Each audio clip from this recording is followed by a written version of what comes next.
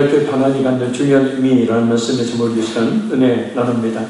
앞장의 4장에서 우리는 하나님의 언약궤를 탈취해 갔던 블레셋인들이 하나님께서 내리신 재앙을 받는 장면을 살펴보았습니다. 아스돗에 내린 재앙, 그리고 아스돗에서 옮겨갔던 가디에 내린 재앙, 그리고 가디에서 옮겨갔던 에그론에 내린 재앙에 대해서 살펴보았습니다. 오늘 본문은 갈수록 그 재앙이 극심해지죠. 결국은 블레셋 사람들이 하나님의 법궤를 이스라엘로 돌려보내게 논의하는 장면에 대한 말씀입니다. 이 시간 그 논의가 구체적으로 어떻게 진행되는지, 그리고 이런 블레셋 사람들의 행동에서 우리가 받아야 될 교훈은 어떤 것인지 우리 성령 하나님께서 깨닫게 해주시기를 바랍니다. 성령님 역사하여 주옵소서. 우리 1절 읽겠습니다. 여호와의 궤가 블레셋 사람들의 지방에 있은 지 7달이라. 아멘. 블레셋의 아벡 전투에서 이스라엘로부터 하나님의 언약궤를 탈취하여 가지고 있다가 하나님께서 내리신 이 독종 재앙을 견디지 못해서 다시 이스라엘로 돌려보내기로 결의하기까지 경과한 시간이 7달이었습니다. 그런데 참 블레셋 사람들이 미련한 것은 7달이 되도록 7달이나 고통을 당하고서야 방황하려고 했다는 것입니다. 깨닫되 항상 일찍 깨달아야 합니다. 아멘. 그래 덜 고통을 당하기 때문입니다. 한 번 고통을 아스돗에서 한 번 독종 재앙의 고통을 당했는데 아이고 이것 쯤이야. 또 두 번째 가드에서 당했는데 힘드네. 세 번째 에그론에서 당했더니 이제는 더 이상 못 견디겠구나. 이게 처음에 아스돗에서 하나님께서 이 독한 재앙을 내리실 때, 독한 종기의 재앙을 내리셨을 때 깨달았더라면 가드나 에글론의 재앙이 없었을 텐데 말입니다. 그래서 항상 깨달을 때 일찍 깨닫는 것이 중요합니다. 근데 여호와의 법궤가 있던 곳이 지방이라는 것입니다. 이 지방이라는 말은 히브리어 사데라는 말로 이 들밭을 뜻하는 말입니다. 그러니까 블레셋 사람들이 계속되는 독종 재앙으로 말미암아서 하나님의 법궤를 사람들이 살고 있는 성읍이 아닌 빈들에 방치했음을 말합니다. 성읍 안에 두었다가는 또 독종 재앙으로 인해서 많은 사람이 죽을 것이기 때문입니다. 그런데 이 법궤를 돌려보내려는 이들의 논의가 참 희한합니다. 자, 우리 2절 읽겠습니다. 블레셋 사람들이 제사장들과 복술자들을 불러서 이르되 우리가 여호와의 궤를 어떻게 할까? 그것을 어떻게 그 있던 곳으로 보낼 것인지 우리에게 가르치라. 아멘.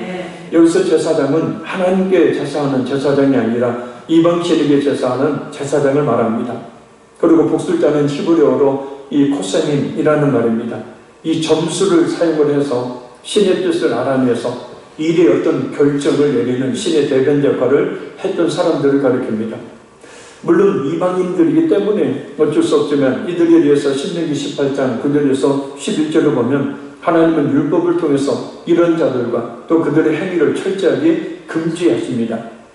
내 하나님 여호와께서 네게 주시는 땅에 들어가거든 너는 그 민족들의 가증한 행위를 본받지 말 것이니 그의 아들이나 딸을 불 가운데 지나게 하는 자나 전쟁이나 기둥을 말하는 자나 요술하는 자나 무당이나 지난 자나 또 신접자나 박수나 좋은 자를 너희 가운데 용납하지 말라. 아멘. 이렇게 복수를 금하신 이유는 그것은 사술로 요사설은 율법이 지나지 않기 때문입니다. 가장 결정적인 이유는 하나님께서 자신의 뜻을 계시해 주시지 않는 이상은 인간이 어떤 방법으로도 하나님의 뜻을 알 수 없도록 하셨기 때문이에요. 아멘. 그래서 예수님이 뭐라고 말씀하셨어요? 내일 염려하지 말라. 단 우리는 하나님의 말씀을 통하여 하나님의 말씀을 통하여 성경에 살았던 그런 인물들을 통하여 우리는 우리 앞을 또 내다볼 수 있고 무엇보다도 우리 자신이나 또 다른 사람의 오늘의 행위나 신앙을 보고 내일을 충분히 짐작해 볼 수 있습니다. 왜냐? 오늘은 어제의 결과예요. 그리고 내일은 오늘의 결과가 되기 때문입니다. 그러니까 하나님께서는 우리의 삶을 어제, 오늘, 내일 뚝뚝 끊어서 보시는 게 아니라 하나님 앞에서 우리의 삶은 일직선이에요. 그래서 오늘 우리의 모습은 어제의 삶의 결과이고 내일 우리의 모습은 오늘 우리가 어떻게 사느냐의 결과예요. 그러니까 굳이 내일 어떻게 될 것인지 알려고 하지 말고 중요한 것은 오늘 하나님의 말씀에 순종하는 삶을 살기 힘쓰게 된다면 내일은 분명히 밝고 복받고 형통하고 하나님의 은혜 가운데 거하는 삶이 된다는 거예요. 그런데 그렇지 못하고 오늘을 제대로 살지 못하는 사람이 곧 하나님 앞에 바른 신앙생활을 하는 사람, 신앙생활을 하지 못하는 사람이 꼭 내일을 알려고 해요. 불안하니까. 다시 말씀드립니다. 제 말이 아니고 우리가 지금까지 성경 말씀대로 살펴보았듯이 오늘은 어제의 결과예요. 내일은 오늘의 결과예요. 그러니까 내일의 삶이 밝고 형통의 삶이 되려면 오늘 하나님 뜻이 무엇인지 분별하고 그 뜻에 순종하는 삶을 살기를 힘써야 한다는 거예요. 자, 우리 3절 읽겠습니다. 그들이 이르되 이스라엘 신의 괴를 보내려거든 거저 보내지 말고 그에게 속건제를 드려야 할지니라. 그리하면 병도 낫고 그의 손을 너희에게서 옮기지 아니하는 일도 알리라 하니. 아멘. 블레셋 제사장들과 복술자들은 하나님의 법궤를 돌려보낼 때 거저 보내지 말고 속건제를 드려야 한다고 말합니다. 이 속건제는 레위기 5장 14절 16절에 나와 있는 제사입니다. 여호와께서 모세에게 말씀하여 이르시되 누구든지 여호와의 성물에 대하여 불의 중에 범죄하였으면 여호와께 속건제를 드리되 네가 지정한 가치를 따라 성소의 세겔로 몇 세겔 은에 상당한 흠없는 순양을 양떼 중에서 끌어다가 속건제를 드려서 성물에 대한 잘못을 보상하되 그것을 5분의 1을 더하여 제사장에게 줄 것이요 제사장은 그 속건제의 순양으로 그를 위하여 속죄한 즉 그가 사함을 받으리라. 아멘. 여기서 이 여호와의 성물은 하나님께 구별해 드린 거룩한 예물들을 말합니다. 그러니까 당시의 제물, 또 당시의 천열매, 11조, 헌금 말하죠. 한 번 하나님께 드려진 이와 같은 성물은 하나님께 속한 거룩한 것이기에 이를 그릇되게 사용해서는 안 되고 그렇게 되어지면 하나님의 거룩함을 훼손하는 것과 다를 바가 없다는 겁니다. 따라서 이때는 속건제를 드림으로 죄사함을 받아야만 했어요. 큰 죄이기 때문이에요. 하나님께서 반드시 드리라고 한 것은 하나님의 것입니다. 예를 들어 11조는 하나님께 반드시 드리라고 했으니 거룩한 하나님의 것이에요. 그래서 소득의 11조는 하나님의 것이니 손을 대지 말고 하나님께 드려야 된다는 겁니다. 그러니까 11조를 하나님의 것인데 자기 것으로 여기서 드리지 않게 되어지면 말라기 3장 이하에 나와 있는 그런 하나님의 저주를 받을 수밖에 없죠. 근데 하는 일이 잘 안 되는 거예요. 특별히 물질적인 측면에 있어서 어려움을 겪게 되어집니다. 하나님께 드릴 것이나 하나님께 드린 것 역시 하나님의 것으로 거룩한 것이니 그것을 손을 대는 것은 하나님의 거룩하심을 훼손하는 것으로 죄를 짓는 행위가 되어집니다. 그래서 속건제를 드려야 하는데 이 속건제는 제사와 어울려서 반드시 손해에 대한 적절한 보상이 수반되어야만 했습니다. 바로 네가 지정한 가치, 곧 모세가 정한 가치를 말합니다. 21장 12절을 보면 이 제사장 제도가 확립된 이후에 제사장들이 속건제물의 가치를 정합니다. 아무튼 그 지정한 가치는 성소의 세겔로 몇 세겔 은에 해당하는 흠없는 순양을 속건제물로 드리는 것이었습니다. 성경 찾지 마세요. 제가 다 찾아서 꼭 그 확인해야 직성이 풀립니까? 목사님이 틀리나 맞나 한번 확인을 해봐야 제가 몇 번이고 확인을 해요.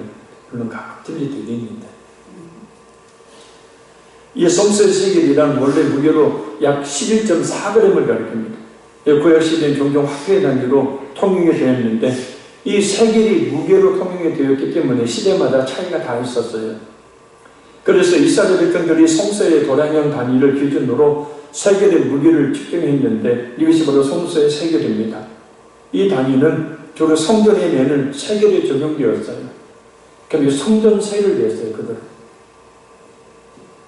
여호와께로 시당에서 사용된 일반 세겔이 있고 왕실에서 사용된 왕실 세겔이 있었습니다.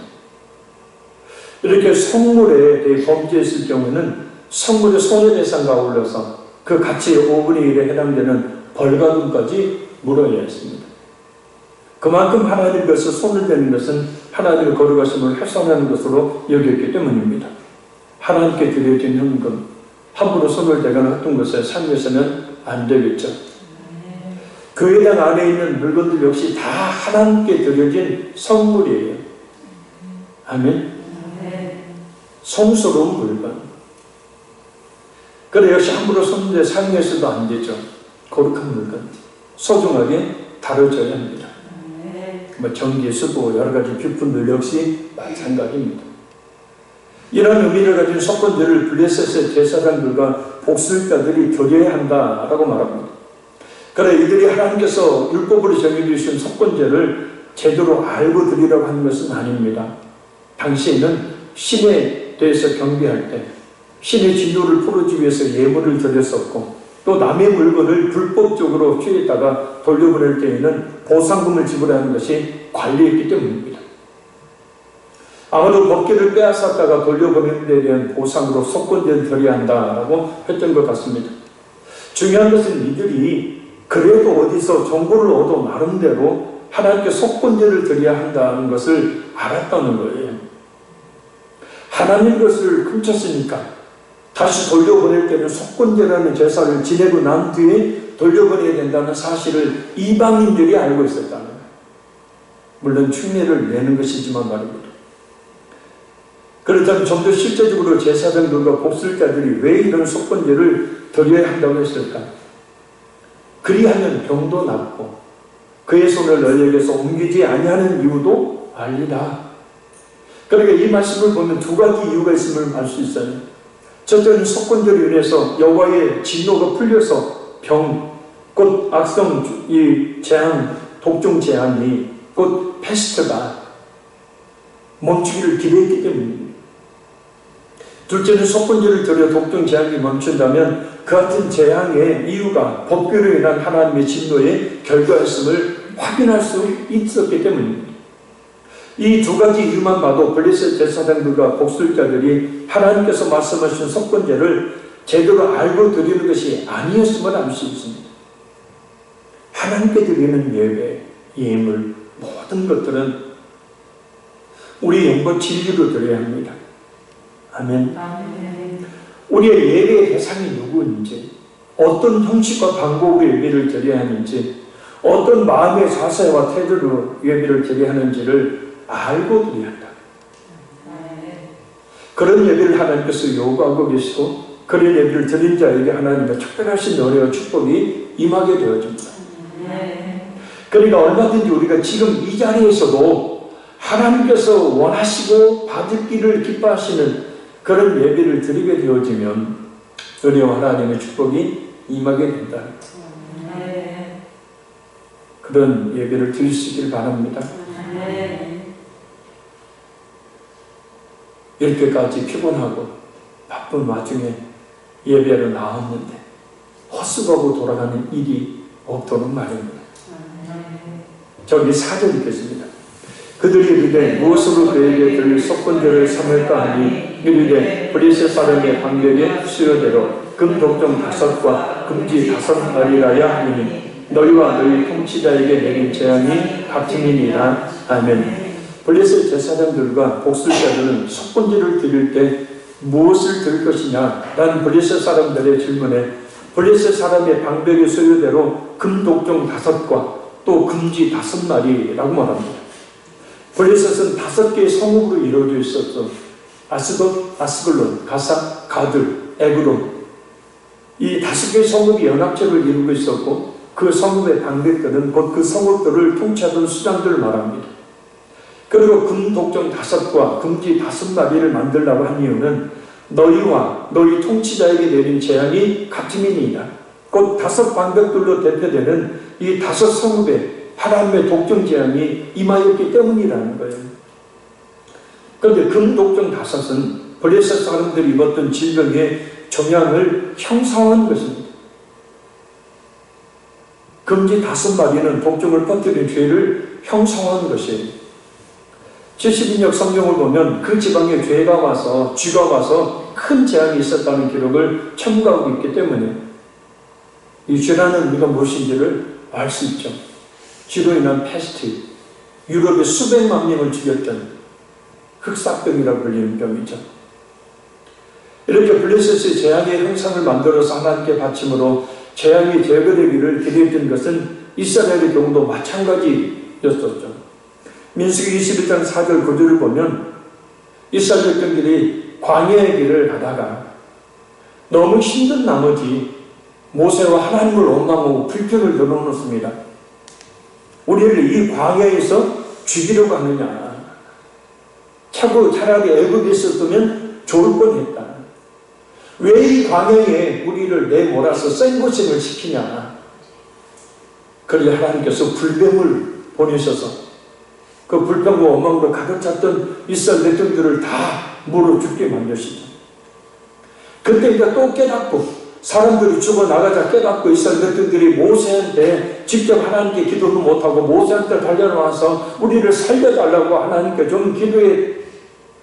모세는 또 목숨 걸고 하나님 앞에 또 두 손을 높이 들고 기도하고 그 응답으로 하나님께서는 저 불뱀과 같은 뱀을 노뱀을 만들어서 장대 위에 높이 달라. 그 장대 위에 달려있는 그 노뱀을 보는 자마다 살리라 그래요. 노뱀이 장대 위에 높이 달립니다.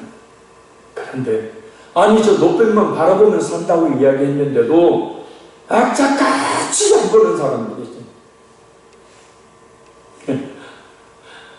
참 사람이 그래요. 듣고 깨닫는 사람, 보고 깨닫는 사람, 매를 맞고 깨닫는 사람, 다 일어났는데 깨닫는 사람. 그 말이 요즘 참 이 머리에서 떠나지를 않는다. 아니 쳐다보면 산다는데 안 쳐다봐요. 얼마나 마음이 완악합니까? 강팍합니까?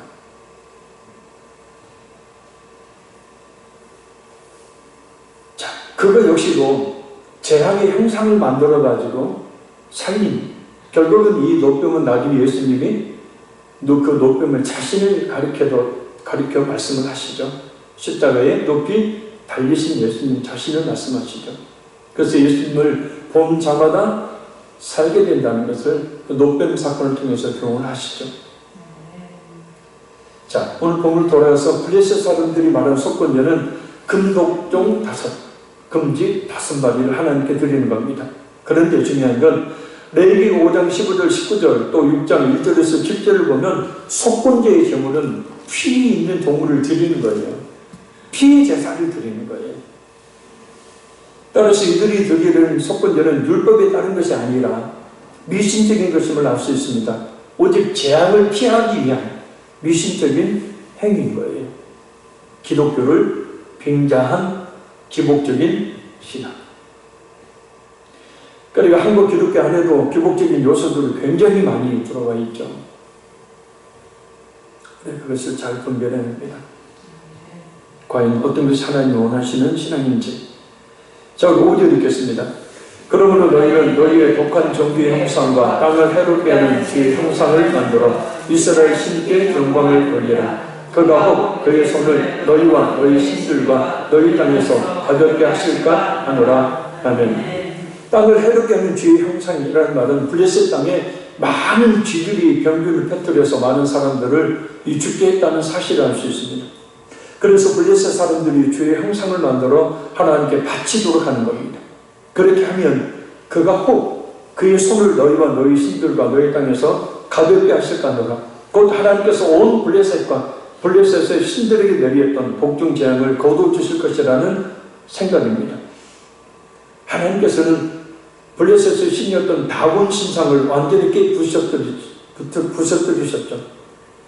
또 블레셋의 온 땅에 독한 재앙으로 징벌하셨습니다. 당연히 그 엄청난 재앙에 두려워서 이런 행동을 취하고 있는 겁니다.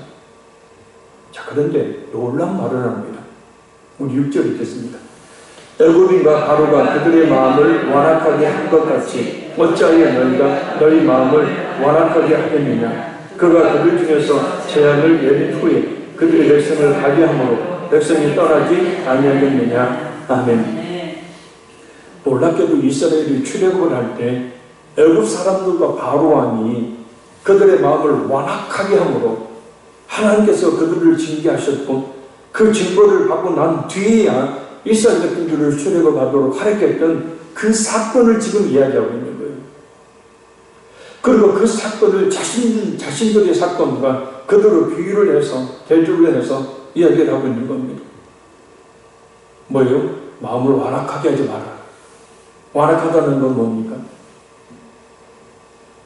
고집 세고 사나움을 이야기해요. 그 마스크를 코 위로만 살짝 걸쳐보세요. 안 되겠어요, 이 마스크 때문에. 마스크를 10가지 걸치고 눈을 떴는지 감았는지 도대체 알 수가 없어요. 다음부터는 안경 쓰고 소리를 해야 되는. 지금 누구 얘기하는지 알죠?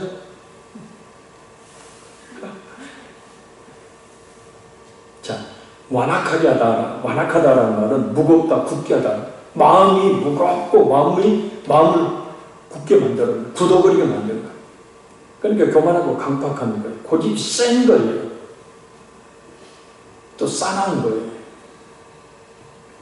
그런데 놀라운 것은 블레셋 사람들이 하나님께서 애굽에 내리셨던 재앙에 대해서 그 재앙의 원인이 바로 왕과 애굽 사람들의 완악함 때문이었다는 사실을 정확히 알고 있다는 거예요. 그래서 이들이 나름대로 이런 복종 재앙에 대한 대책을 세울 수 있었던 겁니다. 중요한 것은 두 가지를 생각해 볼 수 있다는 겁니다. 하나는 하나님께서 애굽과 마찬가지로 이 독종 재앙을 통해서 블레셋 사람들에게 하나님의 능력과 권세를 나타내셨다는 거고, 다른 하나는 블레셋 사람들의 빠른 깨달음이라고 표현했지만 태세 전환이에요. 애굽이 10가지 재앙을 당하고야 이스라엘 출애굽을 하여는 것처럼 블레셋 역시 혹독한 재앙을 더 당하고서야 언약궤를 이스라엘로 보내려고 하느냐? 그러면 안 된다. 지금 더 독한 재앙을 당하기 전에 지금 깨닫고 우리의 완악한 마음을 버리고 완악하지 말아야 된다. 빨리 법궤를 돌려보내야 된다는 거예요. 늦게라도 깨닫고 돌이키는 것이 더 큰 재앙을 당하지 않는 방법이라는 겁니다. 할렐루야. 아까 얘기했던 보고 깨닫는 사람. 자, 보고 깨닫는 사람. 코로나19로 인해서 주위에 쓰러져 가고 죽어가고 고통 가운데 있는 사람들을 보고 깨닫는 거예요. 나한테 그런 일이 있기 전에 듣고 깨닫는 사람, 하나님의 말씀을 듣고 깨닫는 거예요. 또 여러 사람들의 이야기를 듣고 깨닫는 거, 그래, 깨닫는 겁니다. 매를 맞고 깨닫는 사람, 어떤 고난 한번 겪어봐야 깨닫는 사람, 읽고 깨닫는 사람, 가지고 있던 모든 것을 다 읽고서야 그때서야 깨닫는 사람. 여러분, 물론 오늘 본문의 이 블레셋 사람들은 매를 맞고 깨닫는 사람이지만 우리는 말이에요, 보고 듣고 깨달아. 아멘. 더 큰 매가 오기 전에 채찍 맞을 수도 있으니까. 왜요? 하나님 사랑하시니까 혹독하게 연단하시죠. 사생자는 하나님이 징계하지 않으신데 버림받은 자식들 뭐라고 징계해요? 사랑하니까.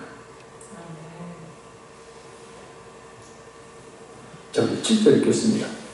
그러므로 새수레를 하나 만들고 먹이를 내어 보지 아니한 전날은 소 두 마리를 끌어다가 소의 수레를 내고 그 송아리들은 떼어 집으로 돌려보내고. 아멘. 새수레는 다른 어떤 일에도 사용된 적이 없는 수레를 말합니다. 블레셋 사람들이 새수레를 만들어서 처음으로 법궤를 씌우려고 했던 것은 여호와께 대한 경외심을 표현하였기 때문입니다. 또한 먹이를 메어보지 아니한 전나는 소 두 마리 역시 신에 대한 경외심을 표현하는 거예요. 이방인들이지만 그들만의 방식이지만 블레셋 사람들이 하나님께 대해 어떤 생각을 가지고 있는지를 잘 알 수 있습니다. 비록 독중재앙으로 말미암아 굴복하는 것이지만 그들이 얼마나 하나님을 두려워하고 있는지를 잘 알 수 있게 합니다. 왜요? 신한테는 항상 처음 것을, 최고로 좋은 것을 드려야 되기 때문이었죠. 그건 우리 기독교도 마찬가지입니다. 우리 하나님에 대한 자세는 어떠한가요? 이런 경외심을 가지고 있는가요? 하나님을 경외해야 합니다. 경외하라는 말은 공손히 섬기고 두려워하다는 뜻이에요. 이게 두 가지 의미의 경외는 공손히 하나님을, 겸손히 하나님을 섬기는 거예요. 또 하나는 하나님을 두려워하는 거예요. 자, 우리 8절 읽겠습니다. 여호와의 길을 다니다가 소리에 싣고 석건제로 들을 금으로 만든 물건들을 상자에 담아 그의 곁에 두고 그것을 보내어 가게 하고. 아멘. 민수기 4장 1절에 15절의 율법의 규정에 따르면 여호와의 언약궤는 반드시 레위파 중에서도 고핫 자손이 어깨에 메어서 운반하도록 되어 있었습니다. 이 규정에 따르면 블레셋 사람들이 하나님과 걷기로 옮겨내는 방법은 분명히 율법에는 어긋나는 방법이에요. 근데요, 하나님께서 이를 용납하신다는 거예요. 그리고 10절에 16절을 보면 율법의 규정에 어긋난 속건 제물조차도 받으셔요. 희한한 일이 벌어집니다. 자, 근데 이후의 사건을 보면 이스라엘 사람인 베세메스인들이 율법의 규정을 어기고 언약궤를 이렇게 들여다보다가 죽임을 당합니다. 블레셋인들은 안 그랬는데, 또 우사는 언약궤가 이 수리에서 떨어질까봐 손을 댔다가 역시 그 자리에서 죽임을 당합니다. 완전히 다른 차이. 왜 이런 차이가 있을까? 그래서 블레셋인들은 율법을 알지 못했지만 이스라엘은 율법의 규정을 알고도 그것을 어겼기 때문이에요. 하나님께서는 그 공의에 입각해서 그들을 심판하셨다는 겁니다. 무슨 얘기냐면 하나님께서 택한 백성들을 향해 가지고 계신 생각은 뭐냐? 곧 하나님의 택한 백성들은 분명히 이방인들과 구별된 자세로 살아야 된다는 거예요. 아멘. 이방인들이 어떤 자세로 하나님을 대하든 어떤 태도로 하나님을 대하든 상관없이 예수님을 믿는 우리 성도들은 하나님께 대한 말씀을 통한 바른 자세, 바른 신앙의 모습을 가지고 하나님을 숨겨야 된다는 겁니다. 구별된 신앙을 요구하시는 거예요. 아멘. 이방인들이나 믿음이 연약한 자들이나 불신자들이 어떻게 하든 상관없어요. 확실히 예수를 믿는 성도는 하나님이 요구하시는 거예요. 그 수준에 따르는 신앙을 요구하시는 겁니다. 하나님께서 택한 백성일수록 엄격하게 말씀에 따를 것을 요구하신다는 것. 왜냐하면 그것이 바른 길이고 그것이 축복의 길이기 때문입니다. 자, 이제 9절 읽겠습니다. 보고 있다가 만일 그가 그 본 지역 길로 올라가서 베스메스로 가면 이 큰 재앙은 그가 우리에게 내린 것이요 그렇지 아니하면 우리를 친 것이 그의 손이 아니요 우연히 당한 것인 줄 알리라 하니라. 아멘. 이 구절은 블레셋인들이 독종 재앙의 확실한 근원이 어떤 것인지를 알고자 하나님을 시험하는 내용이에요. 만약 그가 무사히 예루살렘 서쪽 약 20km 정도 지점에 위치해 있고 지금 에고론에서 약 20km 정도 떨어져 있는 베스메스에 도착하면 모든 것이 여호와의 신의 역사하심임을 믿겠다는 거예요. 두 가지 측면이 시행됩니다. 하나는 멍에를 메어보지 않는 소 둘이 보조를 맞추어 베스메스로 수레를 끌고 간다는 것은 이건 도저히 자연스러운 일이 아니기 때문입니다. 왜요? 앞에서 소를 인도하는 사람이 없어요. 우리 소 두 마리가 수레에 실린 법궤를 끌고 20km 정도 떨어져 있는 베스메스로 간다는 것 생각해 보십시오. 자연적인 법칙에 따르면 있을 수 없는 일이라는 거예요. 분명히 여호와의 신에 하나님의 역사가 없으면 멍에를 메어보지 않는 이 소 두 마리가 분명히 수레를 끌고 베스메스로 갈 수가 없다는 거예요. 멍이를 한 번도 매보지 않았는데 멍이를 매요. 그리고 그 무거운 수리를 끌어요. 자신들을 이끌어주는 그런 사람도 없어요. 근데 베스민스터로 가요? 이건 불가능한 일이라는 거예요. 멍에를 메어보지 않는 소나 말이나 이런 동물에게 한번 처음으로 매일 굉장히 많이 반항을 합니다. 옛날에 제가 승마를 할 때 새끼였는데 이제 좀 커가지고 경주말은 못 쓰고 승마용으로 쓸 말을 처음으로 안장을 올리는데 막 발을 높이 들고 그 안장 안 별려고 발버둥을 쳐요. 자, 다른 하나는 아직 젖나는 두 소가 엄마 소예요. 저기 나와요. 젖먹이 송아지를 두고 법기를 끌고 곧장 베스민스터로 간다는 것은 이건 하나님의 역사가 없으면 이루어질 수 없는 일이라는 거예요. 왜요? 어미 소는요, 본성에 따라서 새끼 소를 챙기려고 하죠. 그래서 다른 짐승이 와서 새끼 잡아먹으려면 목숨 걸고 막 들이받고 지키려 하잖아요. 그런데 새끼를 띄워놓고 가요? 이건 어미 소에게는 있을 수 없는 일이라는 거예요. 그렇잖아요. 가끔 그 동물의 왕국 같은 그 프로그램들을 보면 거기서도 이 축사에서 소가 새끼를 낳아서 주인이 그 새끼를 좀 돌보라고 가면요 막 하고 달려들어요. 손대지 말라. 자, 이런 소의 본성을 제어할 수 있는 존재는 아무도 없다라는 거예요. 이끄는 사람 없이 소들만 어떻게 베스민스터로 갈 수 있는 것인지, 새끼에 대한 애착이 강한 이 어미 소들이 당연히 새끼를 찾으려고 뒤돌아오지 가지 못한다는 거예요. 그러나 이 두 마리 어미 소가 베스민스터로 간다면 그것은 하나님의 초자연적인 능력이며 이 큰 재앙은 그가 우리에게 내린 것이요 곧 블레셋에 있던 이 독종 재앙이 하나님께서 행하신 일임을 결국은 그것이 증명한다는 거예요. 그래서 믿겠다는 겁니다. 근데 이 말을 우연히 당한 것인 줄 아니라 만약에 그렇다면 세상 사람들은 하나님의 역사심을 믿지 못하고 모든 것을 우연한 일로 여깁니다. 재수 없어서. 우연하게 어쩔 수 없이. 근데 우연이라는 말은 사진을 보면 아무런 인과 관계가 없이 뜻하지 않게 일어나는 일을 말해요. 원인이 없이 어떤 과정이 없이 일어나는 일, 이것이 우연이에요. 그러나 세상 사람들에게는 우연이라고 여기는 일들이 할지라도 우리 기독교인들에게 있어서 우연은 없습니다.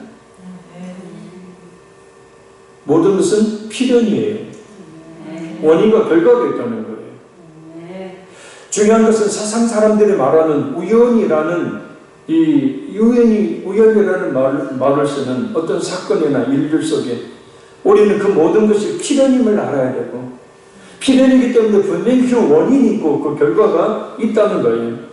그래서 그 과정 속에서 그 결과를 예측할 수 있어야 된다는 거고 하나님 뜻이 무엇인지 이 일을 통하여 어떤 사건을 통하여 어떤 상황을 통하여 이건 우연히 일어나는 일이 아니니 하나님 뜻이 무엇인지를 분별할 수 있어야 된다는 거예요. 할렐루야. 그런데 문제가 이렇게 쉽죠. 말씀 맺습니다. 하나님께서는 자신의 뜻을 계시해 주시지 않는 이상은 인간이 어떤 방법으로도 하나님의 뜻을 알 수 없도록 하셨습니다. 단 우리는 성경 말씀을 통해 또한 우리 자신이나 어떤 사람의 오늘의 행위나 신앙을 보고 내일을 충분히 짐작할 수 있습니다. 왜냐? 오늘은 어제의 결과요, 내일은 오늘의 결과이기 때문입니다. 그래 예수님이 말씀하셨듯이 내일을 염려하지 말라. 내일을 알게 하기보다 오늘 하나님 뜻이 무엇인지를 분별하고 오늘 잘 살아야 합니다. 그럼 내일은 복 주지 말라고도 복 주시고 형통하게 해달라고 하지 않아도 형통의 길을 가게 되어 있습니다. 기억하십시오. 오늘 게으르게 사는 사람이, 오늘 하나님의 뜻대로 살지 못하는 사람이 내일을 걱정하게 된다는 사실. 하나님께서 반드시 드리려고 하는 것은 하나님의 것입니다. 예를 11절에 하나님께 반드시 드리라 했으니 거룩한 하나님의 것이, 그래서 비록 내가 가지고 있다 할지라도 하나님의 것이 손을 대지 말고 하나님께 드려야 됩니다. 교회당 안에 모든 물건들은 하나님의 것이 함부로 손을 대지 말아야 합니다. 하나님께서 택한 백성들은 불신자들과는 분명히 구별된 자세를 가지고 살기를 하나님이 원하십니다. 이방인들이 법궤에 손을 대든 법궤를 들여다보든 상관하지 않으셨지만 하나님의 택한 백성들인 이스라엘 백성들이 법궤에 손을 대고 들여다보자 그 자리에서 죽이십니다. 구별된 자로 하나님 앞에 살라는 뜻입니다. 세상 사람들과는 구별된 신앙의 자세를 가지고 살아야 합니다. 또한 세상의 우연이라고 말하는 사건과 일들 속에서 우리는 그 모든 것이 필연임을 알고, 필연이기 때문에 분명히 모든 일과 이 사건 속에 원인이 있고 결과가 있다는 사실을 깨달아 알아야 됩니다. 우연은 없이 필연입니다. 그 속에서 우리는 하나님 뜻을 분별하고 나갑니다. 그러면 하나님의 선한 길로, 축복의 길로 우리를 인도해 주실 줄로 믿습니다. 이 시간 우리 말씀 붙들고 기도하고 우리의 기도 제목 가지고 싶은 정도 기도합니다. 하나님, 내일을 염려하지 않고 오늘이 어제의 결과요, 내일이 오늘의 결과만 하오니 오늘 최선을 다하여 말씀을 순종하는 삶을 살게 하옵소서. 반드시 하나님의 것은 고백하여 드리고 하나님의 것을 손대지 않게 하시고 하나님의 택한 백성으로 구별된 삶을 살게 하여 주옵소서. 우리 주여서 한번 간절히 기도하겠습니다. 주여